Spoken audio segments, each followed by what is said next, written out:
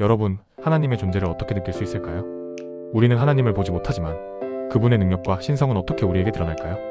오늘 이 말씀은 바로 하나님의 존재와 능력이 우리가 살아가는 세상 속에서 어떻게 분명히 나타나는지 알려줍니다. 하나님을 직접 보지 못해도 그분을 확실히 알 수 있는 방법이 있다는 사실을 함께 묵상해 보겠습니다. 오늘 묵상할 말씀은 로마서 1장 20절입니다. 창세로부터 그의 보이지 아니하는 것들 곧 그의 영원하신 능력과 신성이 그가 만드신 만물에 분명히 보여 알려졌나니 그러므로 그들이 핑계하지 못할지니라. 이 구절은 하나님이 보이지 않지만 그분의 영원하신 능력과 신성이 만물 속에 분명히 드러나 있다는 놀라운 말씀입니다. 하나님은 보이지 않지만 그분의 능력과 신성은 우리가 만나는 모든 창조물을 통해 분명하게 보여주셨습니다. 하나님이 창조하신 자연과 우주, 생명체들, 모든 만물 속에서 하나님의 능력과 신성을 볼 수 있다는 것입니다. 우리는 하나님을 직접 볼 수 없지만 그분의 창조물 속에서 그분을 경험하고 하나님의 존재를 확신할 수 있습니다. 하나님께서는 우리가 그분을 알기 위해 자연을 통해 그분의 존재를 드러내셨습니다.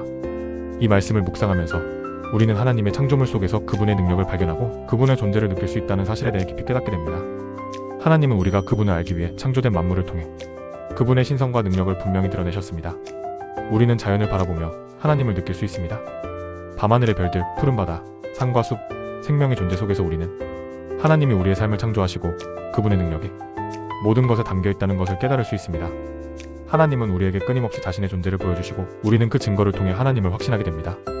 오늘도 하나님의 창조물을 통해 그분을 찬양하고 경배하는 마음을 가지며 하나님이 우리와 함께 하신다는 확신을 가질 수 있습니다. 그렇다면 이 말씀을 우리 삶에 어떻게 적용할 수 있을까요? 첫째, 하나님을 창조물 속에서 묵상하세요. 하나님의 창조물을 바라보며 하나님의 능력과 신성을 느끼고 찬양하세요. 자연을 통해 하나님의 존재를 확인하고 하나님을 더욱 알아가는 시간을 가져보세요. 둘째, 하나님을 믿고 의지하는 삶을 살기. 하나님의 능력이 만물 속에 드러난다면 우리는 하나님을 믿고 의지하는 삶을 살아야 합니다. 하나님께서 창조하신 모든 것을 통해 우리는 하나님의 능력과 존재를 경험할 수 있습니다. 하나님을 믿고 의지하는 마음으로 하루를 살아가세요. 셋째, 하나님을 부인하거나 의심하는 사람들에게 그 존재를 증언하세요. 하나님은 만물을 통해 자신의 존재를 드러내셨습니다. 하나님의 존재를 믿는 우리는 그 존재를 다른 사람들에게 증언하고 하나님을 알지 못하는 이들에게 그분의 존재와 능력을 나누는 삶을 살아가야 합니다. 기도하겠습니다. 하나님의 능력과 신성이 창조된 만물 속에서 분명히 드러나 있음을 감사드립니다. 우리는 자연 속에서 하나님을 느끼고 그분의 존재를 확신할 수 있습니다.